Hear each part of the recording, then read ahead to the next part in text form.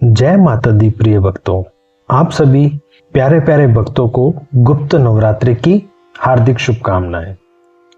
क्या आपने कभी सोचा है 10 महाविद्याओं की अंतिम महाविद्या का स्वरूप स्वयं मां लक्ष्मी से क्यों जोड़ा जाता है?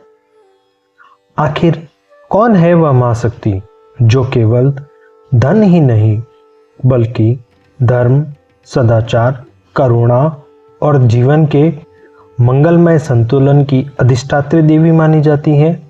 आइए गुप्त नवरात्रि की इस पावन रात्रि में 10 महाविद्या की 10वीं महाविद्या मां कमला की दिव्य महिमा का श्रद्धापूर्वक श्रवण करते हैं।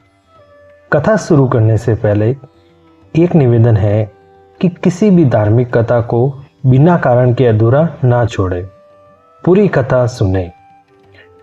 और यदि आप मां भगवती के भक्त हैं तो श्रद्धा व प्रेम से कमेंट में जय मां कमला, जय माता दी अवश्य लिखें।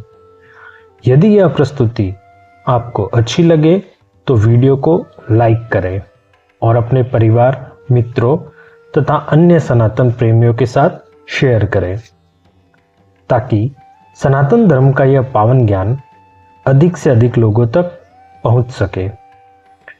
यदि आप ऐसी ही पौराणिक कथाएं देखना और सुनना चाहते हैं तो हमारे आध्यात्मिक परिवार से जुड़ने के लिए चैनल को सब्सक्राइब कीजिए। गुप्त नवरात्रि की इस दिव्य 10 महाविद्या श्रृंखला के 10वें और अंतिम एपिसोड में मैं विशाल वैष्णव आप सब प्यारे प्यारे भक्तों का तहे दिल से हार्दिक स्वागत करता हूं।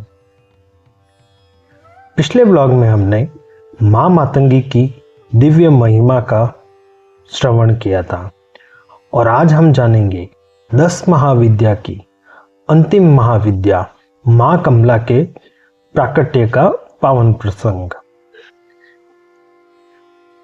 जय माता दी, जय मां कमला के जयकारे के साथ शुरू करते हैं पावन कथा। पुराणों में वर्णित प्रसिद्ध समुद्र मंथन की कथा के अनुसार जब देवताओं और असुरों ने क्षीर सागर का मंथन किया तब एक एक करके अनेक दिव्य रत्न प्रकट हुए। अंततः क्षीर सागर के मध्य से एक दिव्य कमल प्रकट हुआ। उस पूर्ण विकसित कमल पर स्वर्णिम आभा से दीप्तिमान एक परम मंगलमयी देवी विराजमान थी। उनके चारों ओर दिव्य प्रकाश फैल गया और देवताओं ने श्रद्धापूर्वक और बड़े ही भक्ति के साथ उनका अभिनंदन किया। वही देवी आगे चलकर मां लक्ष्मी के रूप में पूजित हुई और 10 महाविद्या परंपरा में उनका दिव्य स्वरूप मां कमला देवी के नाम से प्रतिष्ठित हुआ। शास्त्रों में वर्णित है कि देवताओं ने पवित्र नदियों के जल से उनका जलाभिषेक किया। दिग्गजों ने स्वर्ण कलशों से उनका राज्याभिषेक किया।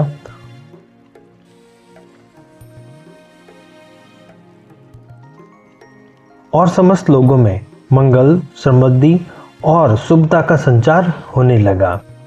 इसके पश्चात मां कमला ने भगवान विष्णु को अपने आराध्य के रूप में स्वीकार किया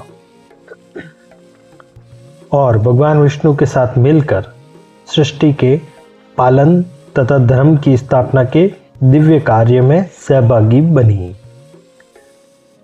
पौराणिक शास्त्रों में मां कमला का स्वरूप परम मंगलमयी और ऐश्वर्यपूर्ण बताया गया है। उनका वर्ण स्वर्ण के समान दिव्य कांति से युक्त है। मां कमला पूर्ण विकसित कमल पर विराजमान रहती है। उनके 4 कर कमलों में 2 हाथ में वे कमल पुष्प धारण करती है, जबकि अन्य 2 हाथों से वरद और अभय मुद्रा के माध्यम से अपने भक्तों पर कृपा और संरक्षण का आशीर्वाद प्रदान करती है। अनेक चित्रणों में 4 दिव्य गज उनके स्वर्ण कलशों से उनका मां कमला का अभिषेक करते हुए दिखाई देते हैं। यह दृश्य केवल भौतिक समृद्धि का ही नहीं बल्कि धर्म, सदाचार, सौभाग्य और जीवन में मंगल के निरंतर प्रवाह का भी प्रतीक माना जाता है। शाक्त परंपरा में मां कमला को 10 महाविद्याओं की अंतिम महाविद्या माना गया है। जहां अन्य महाविद्याएं साधक को अज्ञान, भय, अहंकार और बंधन से मुक्त करने की दिशा दिखाती हैं, वहीं मां कमला जीवन में संतुलित, समृद्धि, संतोष और सदुपयोग का संदेश प्रदान करती है।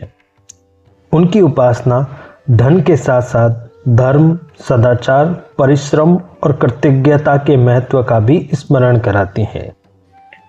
सामान्य श्रद्धालु श्रद्धा और निष्कपट भाव से, प्रेम भाव से मां कमला का ध्यान, नाम स्मरण तथा देवी स्तुति का पाठ कर सकते हैं। ऐसी मान्यता है कि माता की कृपा से परिवार में सुख, खुशहाली, सकारात्मकता और मंगलमय वातावरण का विकास होता है तथा मनुष्य को अपने संसाधनों का सदुपयोग करने की प्रेरणा प्राप्त होती है।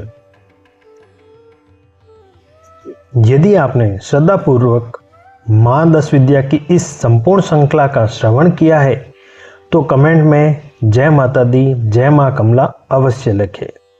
यदि आपको यह श्रृंखला पसंद आई हो तो वीडियो को लाइक करें और इसे अपने परिवार, मित्रों तथा अन्य सनातन प्रेमियों के साथ साझा करें ताकि धर्म का यह ज्ञान अधिक से अधिक लोगों तक पहुंच सके।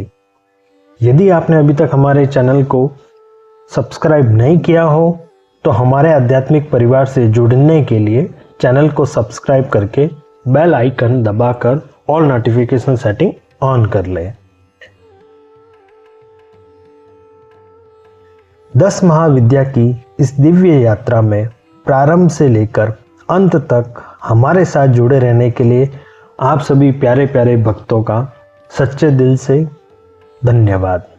मां भगवती की कृपा आपके और आपके परिवार पर सदैव बनी रहे, इसी प्रार्थना के साथ मैं विशाल वैष्णव आप सबसे आज के लिए आज्ञा लेता हूँ।